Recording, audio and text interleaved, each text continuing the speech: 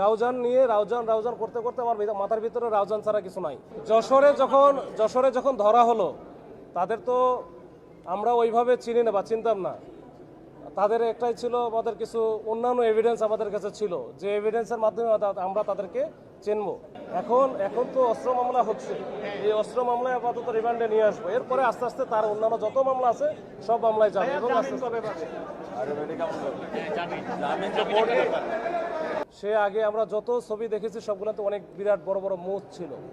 মুখগুলো সে কেটে ফেলছে যেন লোকজন হয়তো খুব সহজে না চিনতে পারে। আর ভারতে যেহেতু সে পালাইয়ে যাবে, যেন লোকজন বুঝতে না পারে, এটার জন্য সে কিন্তু এটা ক্লিন শেপ করে তারপরে গিয়েছে। তো তার কথা শুনেই তো আসলে প্রথমেই আমরা বুঝতে পেরেছি যে সে বলতেছে আমার বাড়ি ঢাকাতে, কিন্তু কথা তো একবারে ওই যে আপনাদের চাটগার। আচ্ছা, আমি বলি যে এটা বিদেশে অবস্থান করতেছে, এদের যে পুরা লিডার, যে গ্যাং লিডার বলা যায়, সে হচ্ছে সাজ্জাদ, সে বড় সাজ্জাদ। এখন দেশে যে অবস্থান করছে তার মধ্যে তার যে প্রধান সহযোগী বা সেকেন্ড ইন কমান্ড যেটা বলা যায়, সেটা আমরা যেটা পেয়েছি সেটা হচ্ছে এই ডেভিড ইমন। এটা হচ্ছে প্রধান সহযোগী, এই সেকেন্ড ইন কমান্ড। এর পরের অবস্থানই হচ্ছে রায়হানি।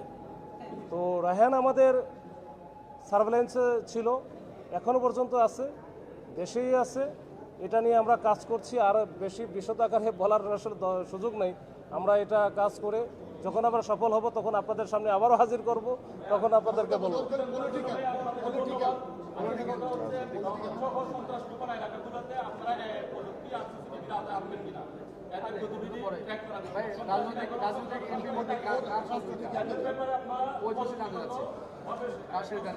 আসলে সন্ত্রাস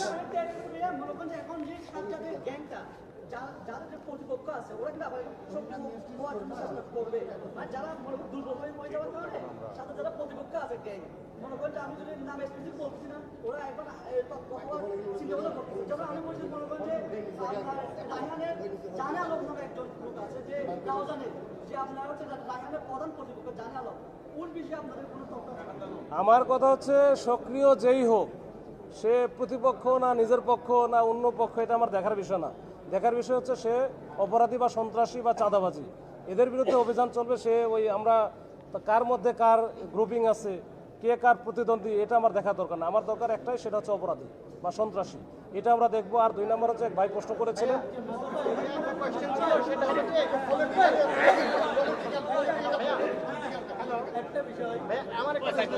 আচ্ছা এটা একটু বলে নেই।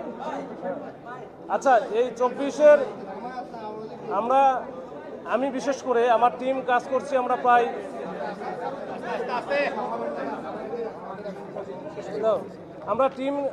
আমি এখানে এসেছি প্রায় 3 মাস হলো। আসার পরে 2টা জিনিস নিয়ে আমাকে বেশি ফেস করতে হয়েছে। একটা হচ্ছে জঙ্গল সলিমপুর, আর 2 নম্বরে যেটা সবচেয়ে বেশি আমাকে ফেস করতে হয়েছে সেটা হচ্ছে রাউজান। যে রাউজান নিয়ে রাউজান করতে করতে আমার মাথার ভিতরে রাউজান ছাড়া কিছু নাই। তো তখন থেকে কিন্তু আমার একটা ছিল, যে প্ল্যান ছিল। তখন আমরা প্রথম সাক্ষাতেও আপনাদের বলেছিলাম যে রাউজান কেন্দ্রিক আমার একটা প্ল্যান আছে, এবং সেই প্ল্যান অনুযায়ী আমরা কাজ করে যাচ্ছি এবং ভবিষ্যতেও কাজ করব। এক ভাই বলেছেন যে 2024 সালের 5 আগস্টের পট পরিবর্তনের পরে এই যে যারা খুব আলোচিত শীর্ষ সন্ত্রাসী বা খুব যাদের নিয়ে কথাবার্তা হয়, তাদের উত্থান ঘটেছে।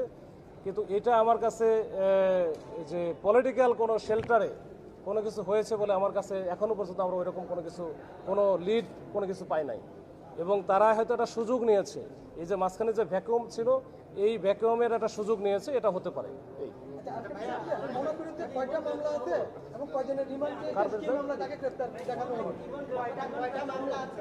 আচ্ছা, ডেভিড ইমনের বিরুদ্ধে এখনো পর্যন্ত আমাদের যে সিডিএমএস, সেটাতে 13টি মামলা আছে। 13টি মামলা, এর মধ্যে মনে হয় 7টি আছে খুনের মামলা, আর বাদ বাকি চাঁদাবাজি বা সন্ত্রাসী মামলা। আর ধামা ইলিয়াসের বিরুদ্ধে আছে 21টি মামলা। তো 21টি মামলার মধ্যে ওইখানে 11টা বা 12টার মতো আছে খুনের মামলা। তো আর অন্যান্য যারা আছে তাদের বিরুদ্ধে কিছু কিছু মামলা আছে বিভিন্ন জায়গায়, এটা বিক্ষিপ্ত হবে। আমরা আজকে কোর্টে পাঠাবো, আমরা 10 দিনের রিমান্ডের আবেদন করে পাঠাবো, এরপরে বিজ্ঞ কোর্ট যেটা ভালো মনে করে। এই যে তাদের এত শক্তি, চাঁদা চাওয়া, খুন করা, এই শক্তি কি আপনি কি কন্ট্রোল করতে পারবেন এখন? আচ্ছা,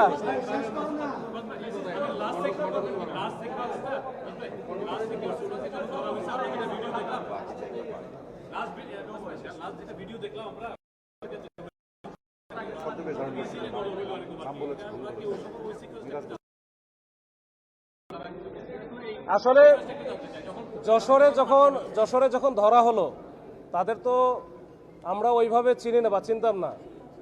তাদের একটাই ছিল, আমাদের কিছু অন্যান্য এভিডেন্স আমাদের কাছে ছিল, যে এভিডেন্সের মাধ্যমে আমরা তাদেরকে চিনব। এবং ওইটাতে কিন্তু দেখেছেন যে ডেভিড ইমন, সে আগে আমরা যত ছবি দেখেছি সবগুলোতে অনেক বিরাট বড় বড় মুখ ছিল।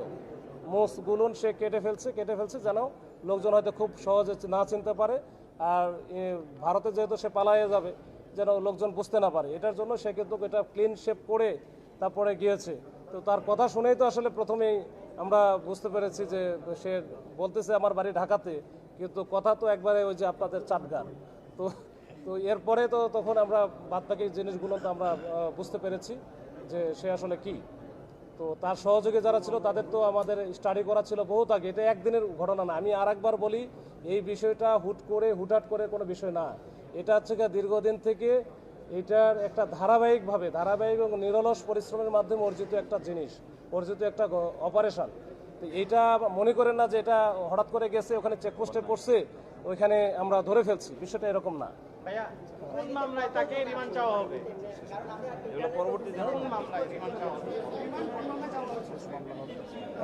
এখন তো অস্ত্র মামলা হচ্ছে, এই অস্ত্র মামলায় আপাতত রিমান্ডে নিয়ে আসবো। এরপরে আস্তে আস্তে তার অন্যান্য যত মামলা আছে সব মামলায় যাবে। এবং আস্তে আস্তে